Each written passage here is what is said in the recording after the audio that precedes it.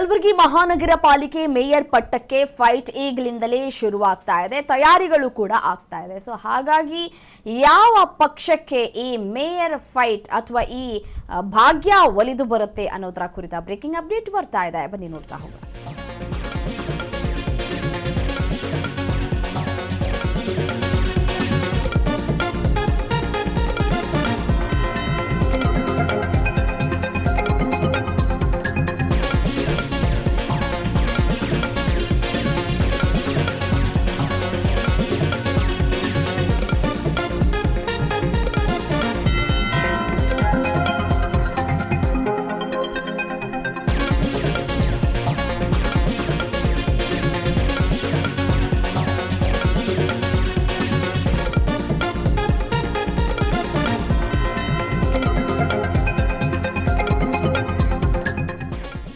ಕಲಬುರಗಿಯಲ್ಲಿ ಯಾವ ಪಕ್ಷಕ್ಕೆ ಒಲಿಯುತ್ತೆ ಮೇಯರ್ ಫೈಟ್?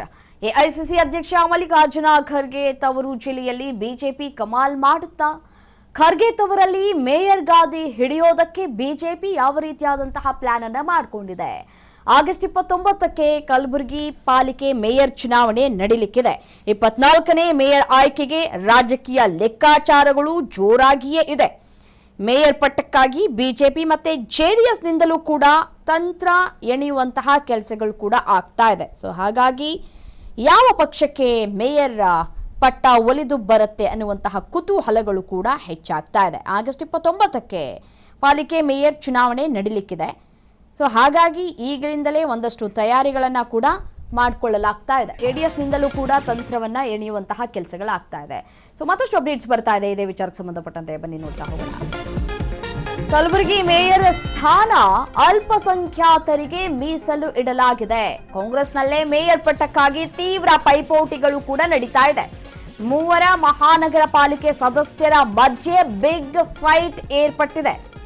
ನೋಡಿ, ರಾಜ್ಯ ರಾಜಕಾರಣದಲ್ಲಿ ಇದೀಗ ಎಐಸಿಸಿ ಅಧ್ಯಕ್ಷ ಮಲ್ಲಿಕಾರ್ಜುನ ಖರ್ಗೆ ಅವರ ತವರು ಜಿಲ್ಲೆ ಕಲಬುರಗಿಯ ಮಹಾನಗರ ಪಾಲಿಕೆಯ ಮೇಯರ್ ಚುನಾವಣೆಯದ್ದೇ ಸದ್ದು ಕೇಳ ಸಿಗ್ತಾ ಇದೆ. ಇದೇ ಆಗಸ್ಟ್ 29ರಂದು 24ನೇ ಮೇಯರ್ ಆಯ್ಕೆಗೆ ಚುನಾವಣೆ ನಡೀಲಿಕ್ಕಿದ್ದು ರಾಜಕೀಯ ಲೆಕ್ಕಾಚಾರಗಳು ಮತ್ತಷ್ಟು ಬಿರುಸುಗೊಳ್ತಾ ಇದ್ದಾವೆ. ಕಳೆದ ವರ್ಷ ನಡೆದಂತಹ 23ನೇ ಅವಧಿಯ ಚುನಾವಣೆಯಲ್ಲಿ ಕಾಂಗ್ರೆಸ್ನ ವರ್ಷಾ ರಾಜೀವ್ ಜಾನೆ ಅವರು ಮೇಯರ್ ಆಗಿ, ಹಾಗೆಯೇ ತೃಪ್ತಿ ಅವರು ಉಪಮೇಯರ್ ಆಗಿ ಆಯ್ಕೆಯಾಗುವ ಮುಖಾಂತರ ಕಾಂಗ್ರೆಸ್ ಪಾಲಿಕೆಯ ಚುಕ್ಕಾಣಿಯನ್ನ ಹಿಡಿದಿತ್ತು.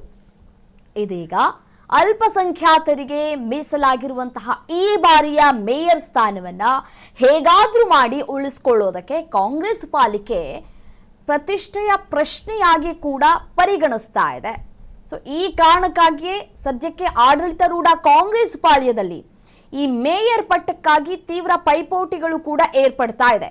ಕಾಂಗ್ರೆಸ್ ಪಕ್ಷದಿಂದ ಪ್ರಮುಖವಾಗಿ ಅಜ್ಮಲ್ ಗೋಲಾ, ಅಲಿ ಖಾನ್ ಹಾಗೆಯೇ ಸೈಯದ್ ಅಹ್ಮದ್ ಪ್ರಬಲ ಆಕಾಂಕ್ಷಿಗಳು ಕೂಡ ಹೌದು.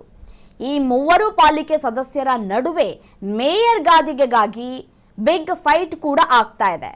ಮತ್ತೊಂದು ವಿಚಾರ ಏನಪ್ಪಾ ಅಂದ್ರೆ, ಈ ಹಿಂದೆ ಮೇಯರ್ ಆಗಿ ಕಾರ್ಯನಿರ್ವಹಿಸಿರುವಂತಹ ಸೈಯದ್ ಅಹ್ಮದ್ ಅವರು ಈ ಬಾರಿಯೂ ಮತ್ತೊಮ್ಮೆ ಅವಕಾಶವನ್ನ ಪಡೆಯೋದಕ್ಕೆ ತೆರೆಮರೆಯಲ್ಲಿ ಒಂದಷ್ಟು ಕಸರತ್ತನ್ನ ಕೂಡ ಮಾಡ್ತಾ ಇದ್ದಾರೆ. ಇನ್ನೊಂದು ಕಡೆ ಕಾಂಗ್ರೆಸ್ ಪಾಳ್ಯದಲ್ಲಿನ ಈ ಪೈಪೋಟಿಯ ಲಾಭವನ್ನ ಪಡೆದುಕೊಳ್ಳೋದಕ್ಕೆ ಮತ್ತೆ ಖರ್ಗೆ ಕೋಟೆಯಲ್ಲಿ ಮೇಯರ್ ಪಟ್ಟವನ್ನ ಹೇಗಾದ್ರೂ ಮಾಡಿ ತಮ್ಮದಾಗಿಸ್ಕೊಳ್ಬೇಕು ಅಂತ ಹೇಳಿ ಬಿಜೆಪಿ ಮತ್ತೆ ಜೆಡಿಎಸ್ ದೋಸ್ತಿಗಳು ಇದೀಗ ಭರ್ಜರಿ ತಂತ್ರಗಾರಿಕೆಯನ್ನ ರೂಪಿಸ್ತಾ ಇದ್ದಾವೆ. ಪಾಲಿಕೆ ಅಧಿಕಾರವನ್ನ ಉಳಿಸಿಕೊಳ್ಳೋದಕ್ಕೆ ಯತ್ನಿಸ್ತಾ ಇರುವಂತಹ ಕೈಪಡೆಯ ಯಾವ ನಾಯಕನಿಗೆ ಹೈಕಮಾಂಡ್ ಮಣೆ ಹಾಕ್ಲಿಕ್ಕಿದೆ ಅಥವಾ ಕಾಂಗ್ರೆಸ್ನ ಒಳಜಗಳದ ಲಾಭವನ್ನ ಪಡೆದುಕೊಂಡು ದೋಸ್ತಿಗಳು ಯಾವ ರೀತಿಯಾಗಿ ಅಧಿಕಾರವನ್ನ ಕಸಿದುಕೊಳ್ತಾರೆ ಅನ್ನೋದನ್ನ ಕಾದ್ ನೋಡ್ಬೇಕಿದೆ.